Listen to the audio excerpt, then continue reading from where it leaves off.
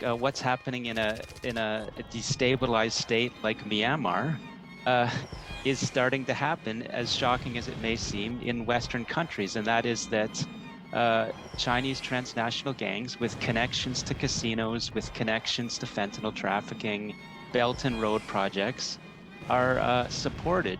They're directed. They are allowed to do their activity if they will in turn give something back of political benefit to the client, which is the Chinese state. So the Canada model or the snow wash, whether you call it Cold War or hybrid war, it's becoming clear it's a very effective strategy to destabilize and in some ways capture influential people in Western countries. So I'm saying that it's not unrealistic to say from tens of billions up to 100 or so or more billion has been laundered in Vancouver real estate. Membership in the Five Eyes isn't a right. It's a privilege, and Canada is going in the wrong direction. It can't be denied on that one.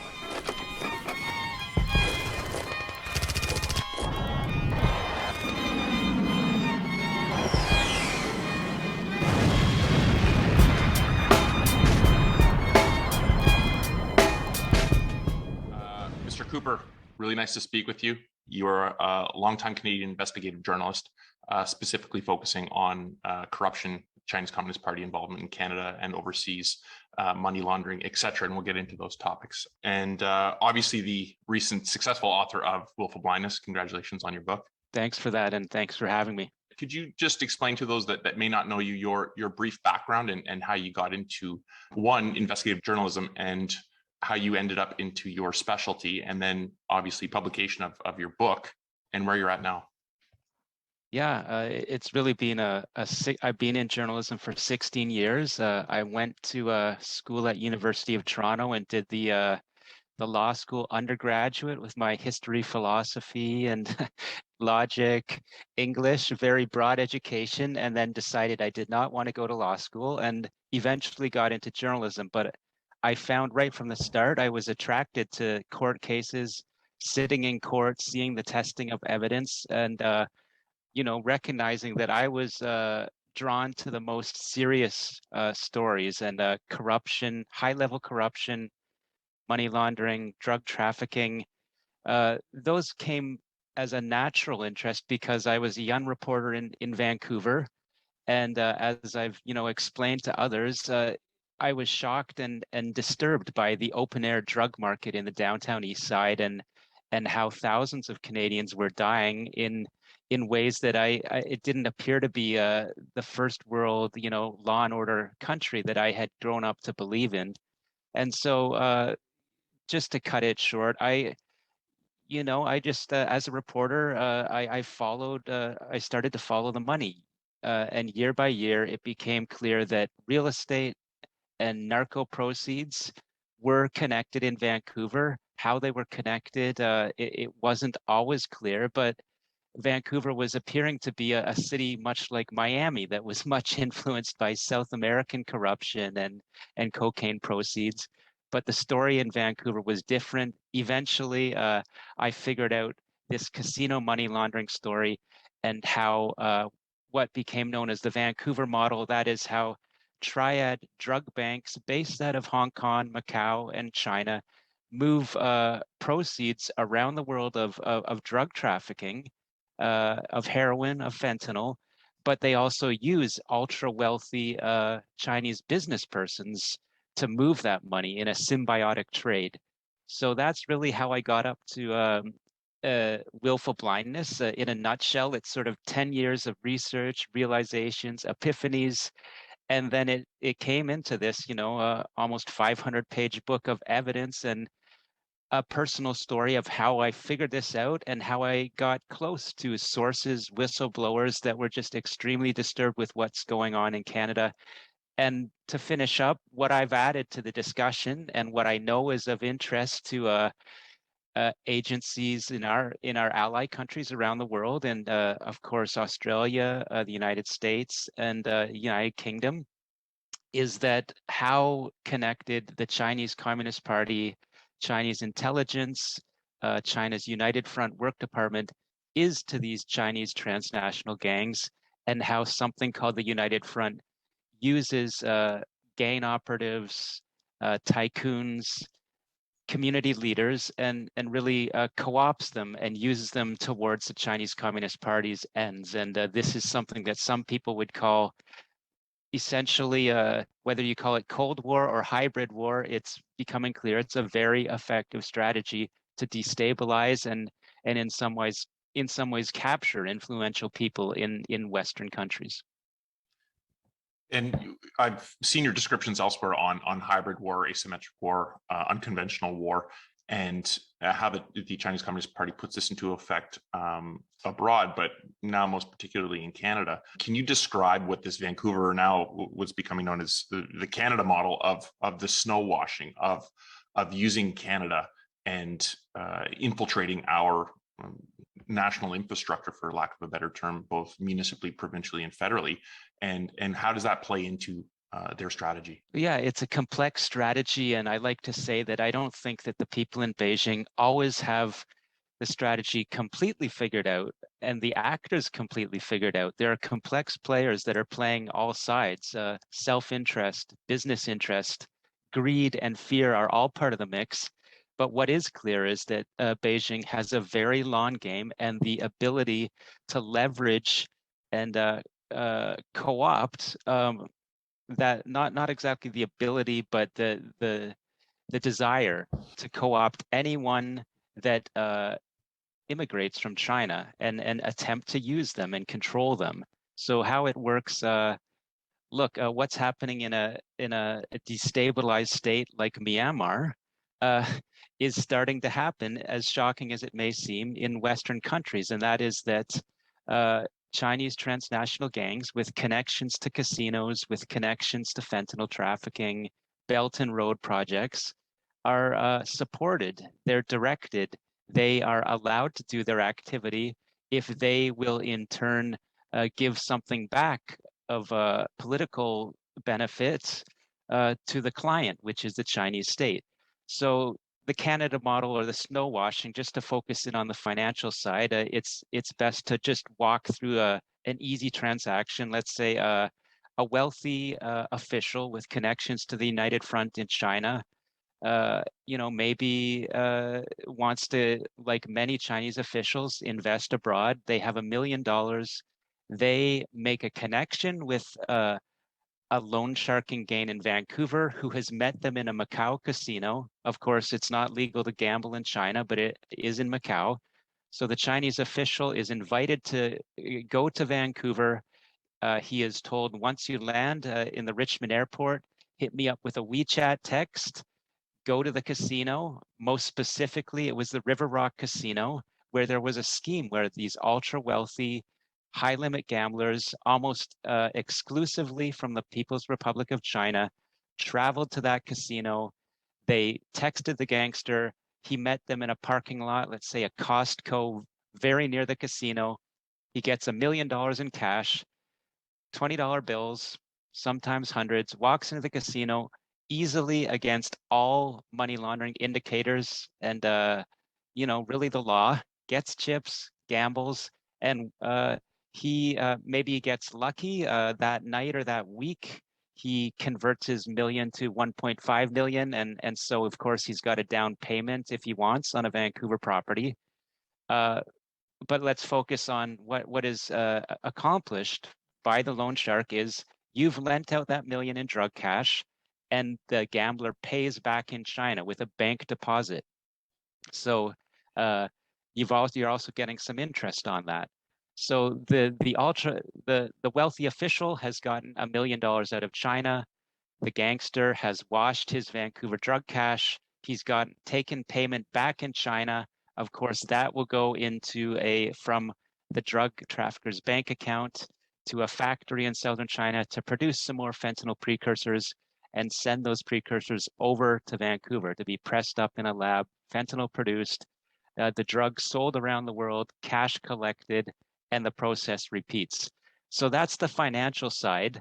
And I can walk you through it again because it can get complex, but once we get into the real estate activity and the symbiotic relationship of the transnational gangster, the who is an underground banker, and this Chinese official when they're in Vancouver, and they are part of a united front network. Not only are they laundering money, but activities such as donations to political parties, cash for access events, funding of these AstroTurf United Front community groups can occur with these actors. So in a nutshell, I think, without going on for 30 minutes, that brings together the financial side and the political threat financing and the CCP activity side. It's exceptionally complex, and it's interesting. There's almost three dynamics here. There's Chinese yuan that a lot of people want to offshore due to their own problems with the Chinese Communist Party. So, and that's a closed capital account. So to convert that, those proceeds on that end, it's all done through intermediaries, as you described, and then underground banking, which is simply massive. So then they extract it in Canada. Tell me where I'm going wrong. They extract it in Canada. So whether the proceeds are winnings of 10% or less, it's still a method to then inject it and wash that in Canada into a proceed and then the real estate. Fascinating. And for anyone that needs a more detailed description, I'd say read the book. Go back to the book. Read the book a few times. Yeah, definitely. So now focusing on where Canada fits in, how is that money then washed into the real estate market? What numbers are we talking about? I mean, the River Rock Casino, for anyone that were to go there, it doesn't look like the most exclusive place, and yet hundreds of millions are being washed through there and we're seeing that with the Cullen Commission. Can you speak to what exactly went on in Richmond in these casinos and how that then facilitated the washing through the real estate market and what the Cullen Commission determined? Sure. So I'll break it down into 3 or 4 points. And I've got in my mind some named and pictured suspects to help. So look, I estimated before the evidence was absolutely clear, which it now is. Anyone can go into the Cullen Commission website and look in 70,000 pages of evidence. I estimated about 2 billion had been laundered through BC government casinos in this Vancouver model. And I learned that, not only was I right on, I was probably a little bit low in my estimate, because what we can see on paper in these trades is not exponentially higher, but much higher from the evidence in, side bets. You'll have a gangster standing to the left of some guy that's running a baccarat table and placing side bets, and, people passing chips back and forth.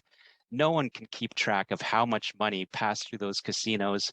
But what we can say is that to my estimate of 2 billion, what the Cullen Commission focused on was this e-pirate investigation. So 36 PRC whale gamblers were quickly identified when the government learned that the RCMP was targeting casinos and had discovered the core node of this Vancouver model. The Big Circle Boys, or Triad underground banking group that was funding these PRC gamblers, they identified 36.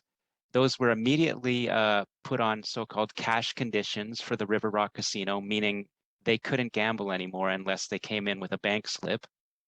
But analytics determined that, and we can now see this on the Cullen Commission website if you know how to parse it together, these 36 whale gamblers from 2010 to 2015 responsible for 414 million in suspicious transactions. These are money laundering transactions.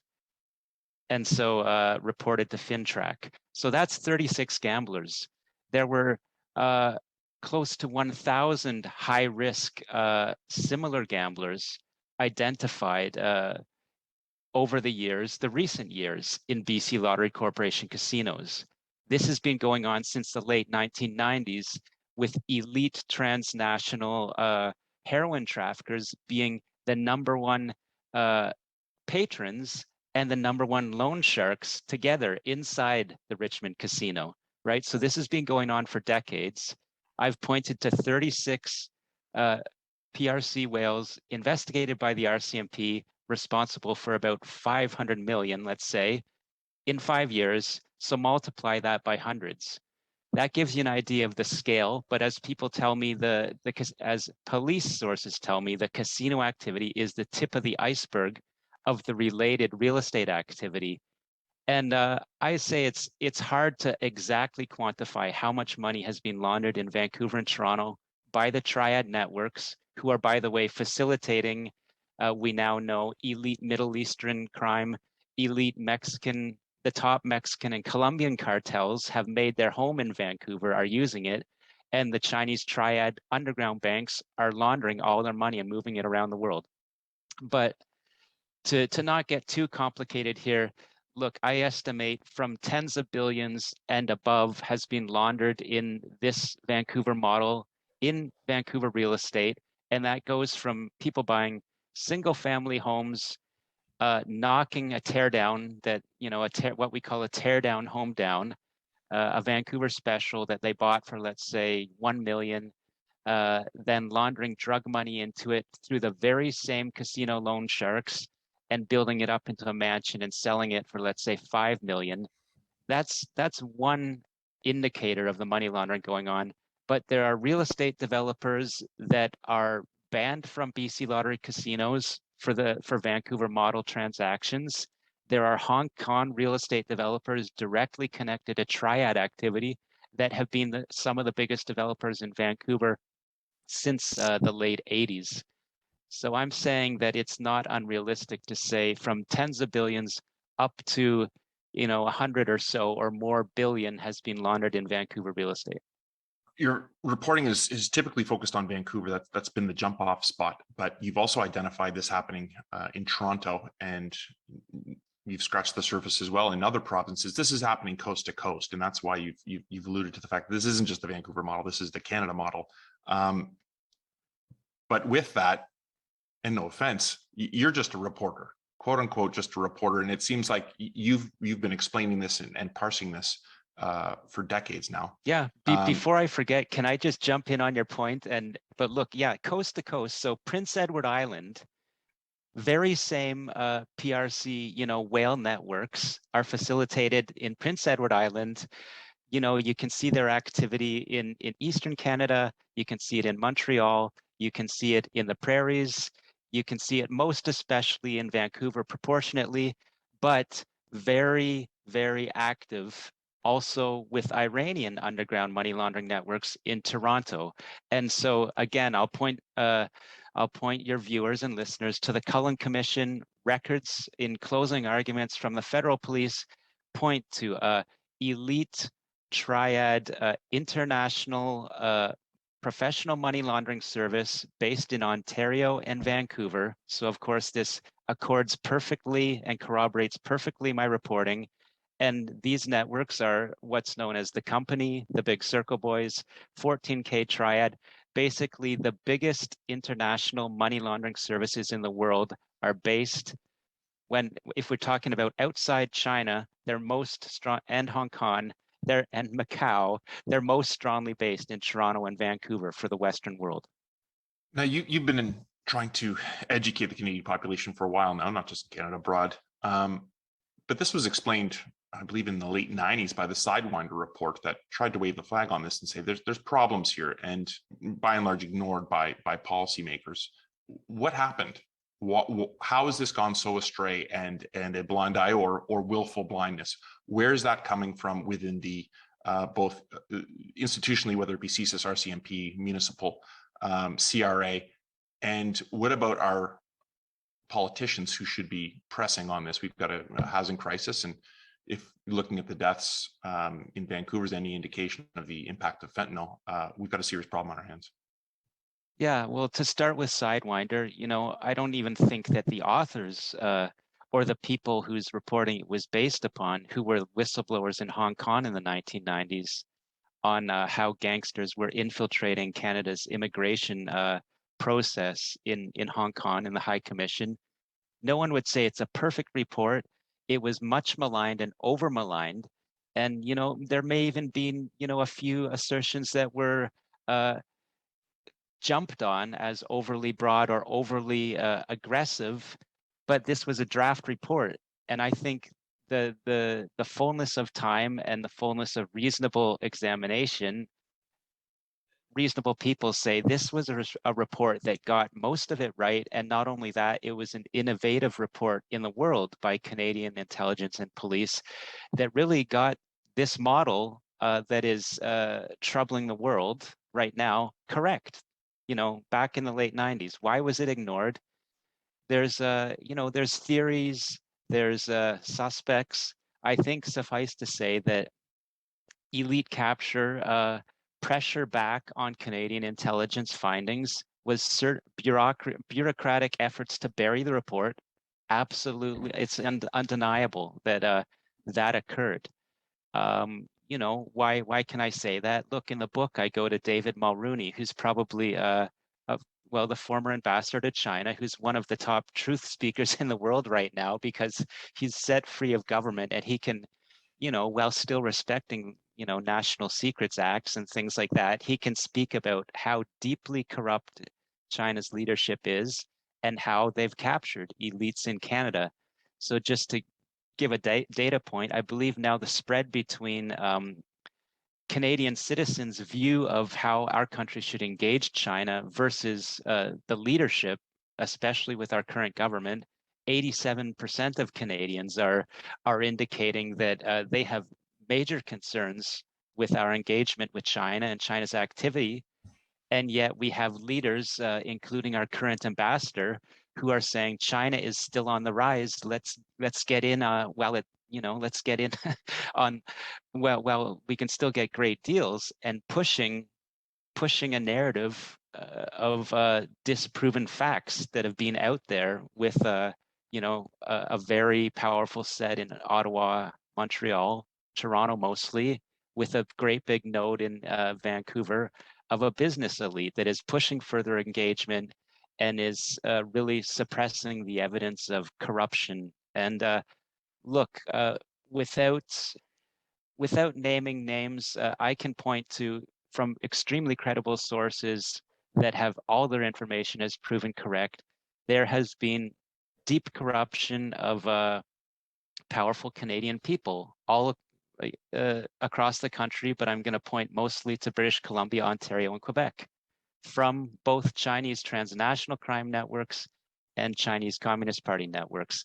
And that has to have some bearing on our just extremely what looks like, to put it bluntly, Canada is going in the wrong direction compared to our allies, Australia, especially United States and United Kingdom, who are now in an all-out, all-government competition with China, and Canada and probably New Zealand are not on board to the same extent, maybe not at all, with that direction. And it presents, I believe, the great concern of our time.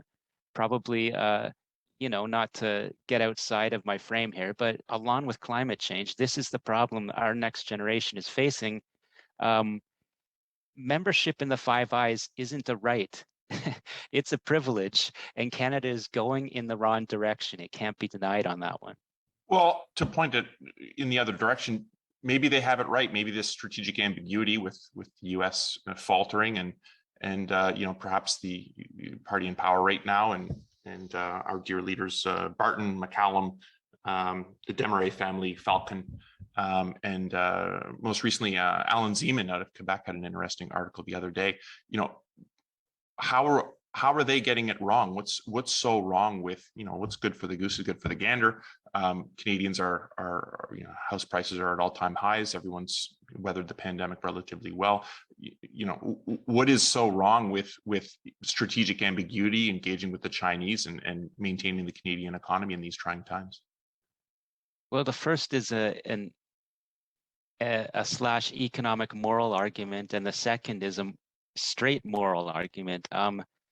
There's the argument that China has actually is not on the rise economically. They're at or near their apex and becoming more aggressive in the way that any trade that goes to China from the West, as we saw just the other day with a Boston Celtics player that spoke out against China, and very quickly the Boston Celtics were expunged from NBA coverage on Chinese internet.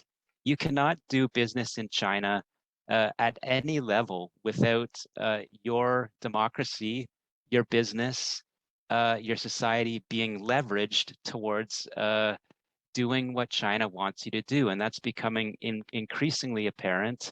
So, as a quick example, some of those very people that are now, as days after the Michaels were released, in this just I won't say anything about the case. Everyone knows what happened. There are people saying, what lessons should Canada learn from this? As if what victim blaming at its worst. And let's now that this little problem has gone away, let's jump more deeply into trade and leverage up.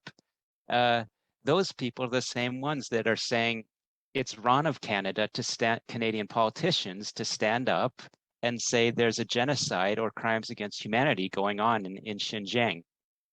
So we could go on with examples for days, literally, but that's just a quick example of how if you want to do business with China, you have to toe their line. One more example, let's look at the CanSino vaccine situation. Uh, Most people that are viewing this tape will know what happened, but Canada got into a deal with the People's Liberation Army linked company, a company that I've reported its executives were part of the Thousand Talents program, which is a vector of Chinese espionage. And Canada was going to develop a vaccine with the company.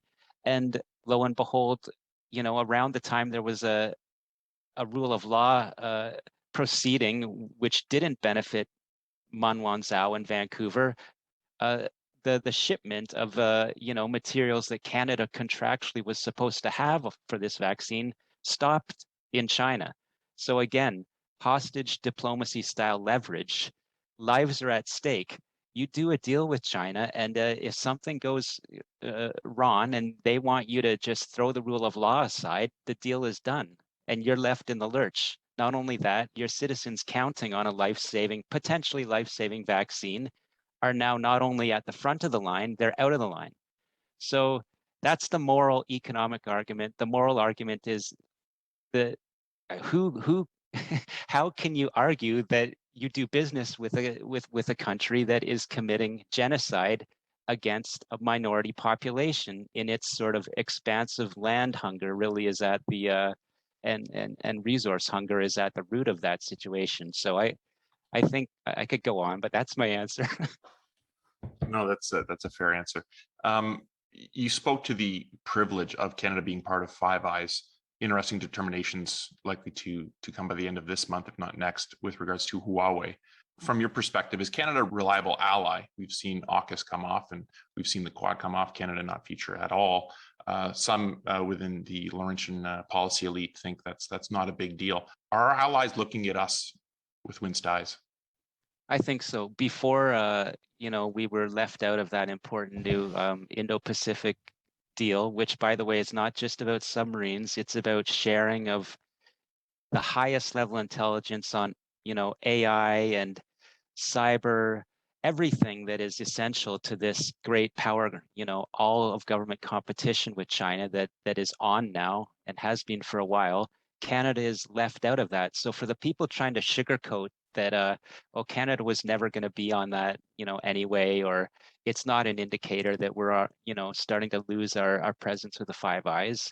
I guess, I'm a little bit new to Ottawa and probably a bit of an outsider, but from my analysis, I don't buy that argument at all. It's going in the wrong direction, and it's an extremely bad indicator.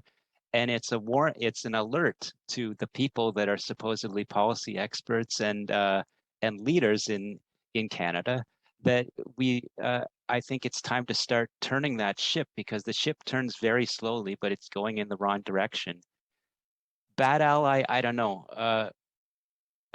Exposed and weak ally. I would put it this way. Look, again, Canadians, we like to think of ourselves as being well seen in the world and punching above our weight. But let's just compare ourselves to Australia. Australia is doing yo men or yo women's work for the world right now. They're punching well above their weight. They're getting closer to the powers that support democracy and human rights. And Canada is just compared to Australia, we're looking like an afterthought, a weak country. And I don't think that's the way Canadians want to view themselves, but it's time for a bit of a wake-up call on that one. With all of the issues you point to, I'm wondering what's the, what are the top policy recommendations you see? Obviously, defense and security is one, but there's also homeland resilience. What have the Australians done to protect their democracy, to protect their economy and their resilience? Well, the big one is, knowledgeable people in Washington tell me that Australia is 10 years ahead of its allies in recognizing the CCP threat, the hybrid threat, the economic threat, and taking steady, hard decisions to counter that. And so the big one is, uh, foreign interference laws with teeth that would, force people, business elites, legal elites, political elites to disclose any hidden interests that they are doing business or doing the bidding of Beijing for various reasons. And so that came in about 2 or 3 years ago in Australia. And as people like Charles Burton will explain again and again, very quickly, some people that were making a lot of money, some former government figures, had to very quickly disclose their interests and cut those deals. I believe similarly in Canada, we would see uh, logic tells us some of the people that were very early on advocating that Canada push aside the rule of law and send Ms. Mun back to China. Some of those very same people would have very similar deals in the works that aren't disclosed at this time. So that's a big one. And I like to color it with an example. Look, we know, as I've said, elite Canadian politicians have been in the bag, have been corrupted. Look what happened with the case of, I'll just uh, bring it back to casinos. We recently heard about the $800 million Australian casino whale, Juan Zhangmo. Uh, he's been the subject of amazing reporting in Australia, part of these organized crime junket casino networks that brought in people believed by Australian intelligence to be foreign agents. Uh, None other than Xi Jinping's cousin was one of those people flagged. And just to focus on Mr. Huang, an elite United Front Work Department figure, I can draw connections to similar leaders in Vancouver. And the person that allegedly corrupted an Australian senator, through sort of donation activity. This senator started advocating for China's position in the South China Sea. So a very big geopolitical military change of position that would impact the nation. And it's tied to donations from a casino whale with connections to China's foreign espionage. And of course, Mr. Huang lost his Australian citizenship. He's over in Hong Kong now, directly connected to Chinese Communist Party sort of political activity there. And all of these activities of exposures happened after Australia started to take a hard line saying, we have clear visibility on these infiltration methods. We are going to institute laws against them. And in fact, the security and the people that support democracy won the argument against Australia's business elite, which was just similar to Canada, pushing further and further trade and engagement at the expense of these Chinese espionage activities. Now, how do you root this out? How does this get rooted out in Canada? It gets rooted out by some people going to jail, some people being forced to disclose these hidden interests with foreign governments. So it starts with legal change. I've talked at length that our parliamentary security and intelligence committee, a high level group of parliamentarians, has pointed to Australia as an exemplar who has already instituted these foreign interference laws. And so this is in front of the Prime Minister's office, these reports, a blueprint of the actions Canada needs to take. Again, Australia and Canada, very similar in constitution and in society, it's not a hard one to be very at the top of Canada's legislative priorities right now to follow Australia's lead. So I could talk on and on at length, but there's your simple answer. The laws are there. Tweak them a little bit if you need to. Have a few, bring this to the.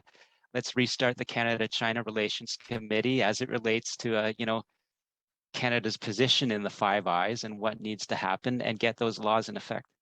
I did see some of your reporting with regards to Ortis. I'm wondering if you can speak about that. It seems to come full circle. Right. So in the book, I was able to unpack at length what I learned about Mr. Ortis. And let's just say right off the bat, this case is, I believe, finally scheduled to come to trial early next year.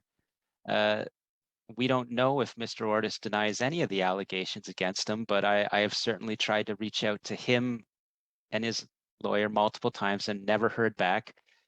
The allegations are extremely serious. A lot of the information is covered by court publication bans. But what I learned, from sources that I could report in my book, is that it was believed that not it was believed, it was in indictments that Mr. Ortis was selling Canada's operational plans that targeted suspected Hezbollah operatives involved in underground banking in Toronto. It was, uh, he was involved in selling secrets. I reported to encryption technology interests in Vancouver. And just as a little aside, it's been mentioned in the Cullen Commission in the federal government's closing how the absolute surge of encryption technology companies in British Columbia is directly related to this uh, infiltration of the highest level transnational gangs in the world involved in money laundering and drug trafficking. Using BC as a hub is directly related to encryption technology companies used by these transnational gangs. So in several cases, it's alleged that Mr. Ortis was selling, that is, offering protection, offering secrets to the people that were targeted by the RCMP and the Five Eyes law enforcement group. So in a nutshell, at a simple level, the allegations are he sold information to some of the worst criminal interests and money launderers in the world for self-benefit. But as I reported, it's also believed by a number of people in the RCMP that there could have been something more deep and strategic. That is, that Mr. Ortis could have been involved in purposely sabotaging Canada's intelligence capacity, sabotaging his own unit and using it to his ends, but also sabotaging it so that Canada's ability to go after sensitive political files, foreign interference, investigations involving actors from Iran, Hezbollah, China could be disabled. And so that points to a bigger potential concern. The beliefs about his activity are that he set back Canada's capacity and intelligence by, if not decades, years, and it could be one of the worst intelligence breaches in Canada's history, if not the worst. And to be clear, Ortis was one of the top intelligence officers in Canada. He was the top RCMP intelligence officer, and so no relationship with CSIS at all. I don't think CSIS was tainted in any way by his activity, but we know that his former boss wanted to bring the RCMP's intelligence capacity up to the level of the FBI, and quite the opposite happened through this compromise, which, as I've said, is not denied that I know of, but we'll eventually find out in court some of what happened there. I think we'll only find out, minimal details about what really happened there for national security reasons that will be cited in court. Now, it's been a few months since you published Wilful Blindness, and you've been reporting. You're one of the top investigative journalists in Canada, if not North America, on the Chinese Communist Party. How has your reporting and Wilful Blindness been received in Canada, in China, and also in the US? Well, I can say that I already knew that my reporting was catching the eye of the Chinese Communist Party, but I can say definitively that I've been alerted that the Chinese Communist Party is actively interested in the impact of willful blindness, and they're actively interested in my reporting. So that's something. On the other hand, I also know, and since my colleague Calvin Krusty, who was featured in my book for a lot of his activity on the e-pirate file, he and I have been talking to military folks in Washington. So I know that uh, I learned from those conversations, and people involved in the all of government competition with China in Washington, D.C., are reading my book and valuing the insights and valuing what I'm saying about this worldwide situation with China and how Canada fits into it. And so all I can say is at some level, the powers of the world are interested in the book.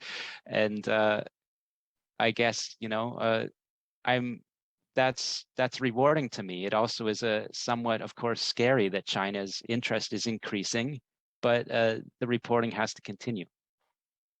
Beyond picking up willful blindness, what would you say your top book or article recommendations are for people to get up to speed on Chinese Communist Party, asymmetric warfare, hybrid warfare, or their activities within Canada and abroad? First of all, I would recommend The Stealth War by the retired general Rob Spalding in the United States. It really lays out in detail how China is in effect attacking the rest of the world in this Cold War situation. And a new book that just came out called Red Roulette by Desmond Shum. He's a tycoon that was directly involved in sort of this corruption story or network where he has disclosed that he's blown the whistle on how the Politburo, that is, the leaders of the Chinese Communist Party, are directly involved in corruption. And this goes to the highest levels. I detail, he touches on with further detail what I get into in the book about a man named Lai Changxing. So I point your viewers towards that to find out how high Lai's corruption went. And Mr. Shum has profited, but now his family has suffered. His former wife was disappeared, and as one of the facilitators of elite high-level corruption involving the Politburo. Okay, Mr. Cooper, thank you very much for your time today.